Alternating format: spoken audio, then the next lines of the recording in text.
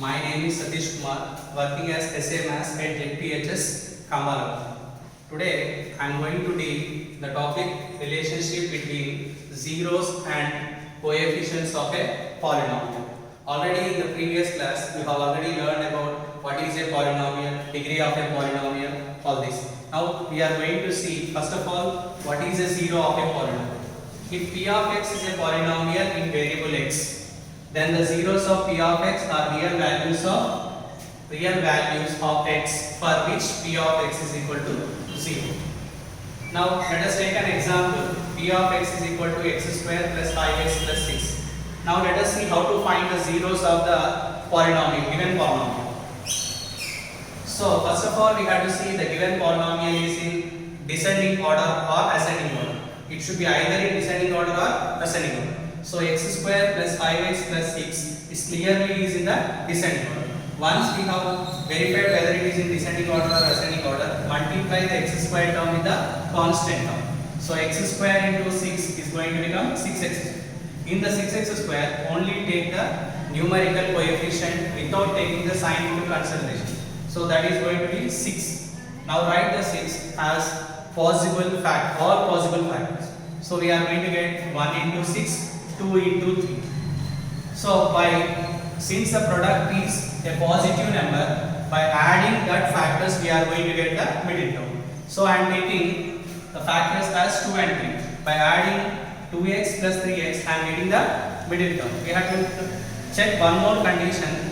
The product of these two factors should be equal to the product of first and last one. So 2x into 3x is going to become 6x square. So the product is satisfied, the sum is satisfied. Now I am splitting the middle term 5x as 2x plus 3x. That is x square plus 2x plus 3x plus 6.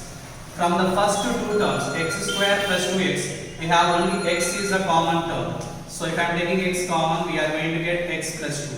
From the next two terms, 3x and 6, I have only 3 is common. So if I am taking 3 common, we are getting x plus 2. Now x plus 2 and x plus 2 is common in both. So we are going to get x plus 2 into x plus 3. P of x is equal to 0 when x plus 2 is equal to 0 or x plus 3 is equal to 0. Then we can say that zeros of p of x are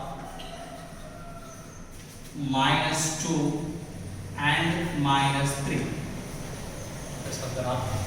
Okay, now we shall see relationship between zeros and coefficients of a quadratic polynomial.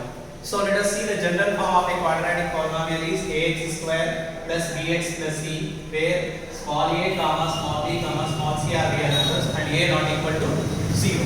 For that, now we are considering, let us consider alpha comma beta are zeros of ax square plus bx plus c. Then x minus alpha and x minus beta are the factors of ax square plus bx plus c. Then ax square plus bx plus c is equal to k into x minus alpha into x minus beta, where k is constant. Now that is equal to k into, now here we are multiplying a binomial into binomial, so we are going to get x square minus x into alpha plus beta plus alpha beta. Now if you multiply each and every term with k, we are going to get x into x square, kx square, k into minus x into alpha plus beta, k into alpha beta. Now comparing x square coefficients, x coefficients and constant terms on both sides. Comparing x square, x coefficients and constant terms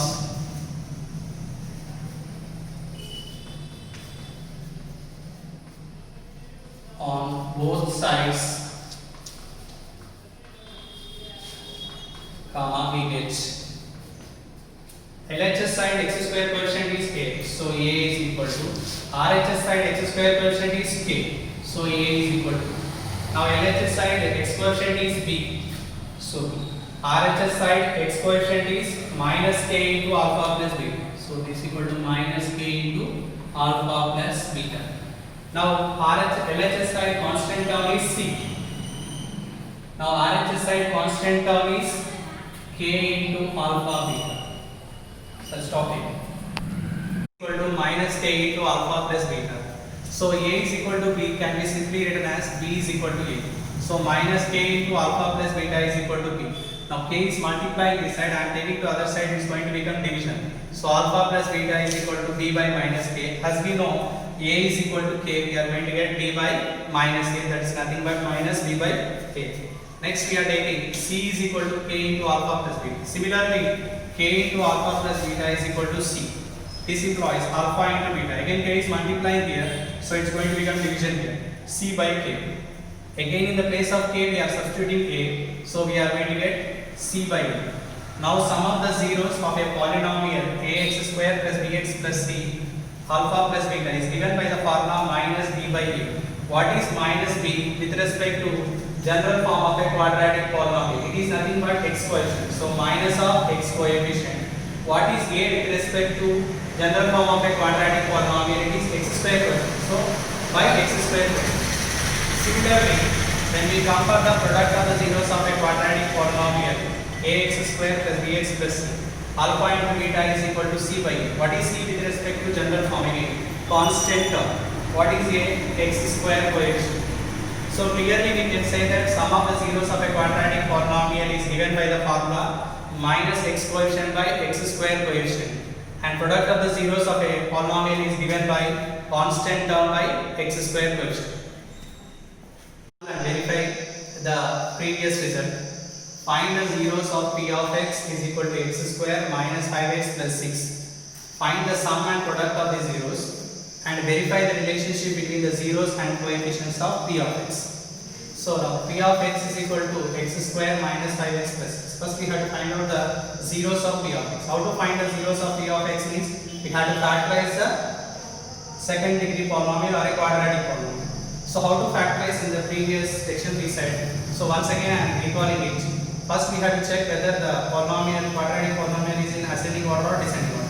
X square minus 5x plus 6 is in descending order. So multiply the x square term with the constant term.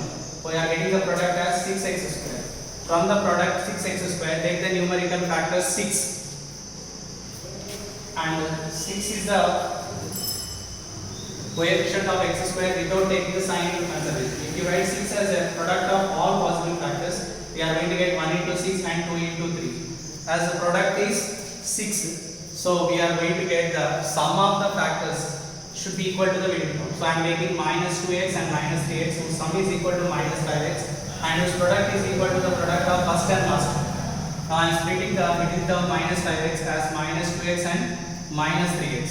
So x square minus 2x minus 3x plus 6, the expression changes like from the first two terms we are taking x common, from the next two terms we are taking minus 3 common.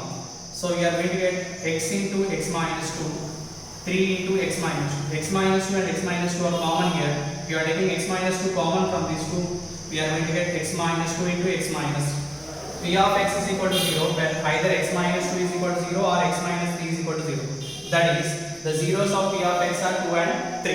Now let us verify. The sum of the zeros of P of x is equal to 2 plus 3. That is nothing but 5. But the sum of the zeros of a quadratic polynomial should be minus of x coefficient by x square coefficient. For that I am writing 5 as minus of minus 5 by 1, which is nothing but minus of x coefficient by 1 is x square coefficient. Similarly, product of the zeros of P of x is equal to 2 into 3 is equal to 6.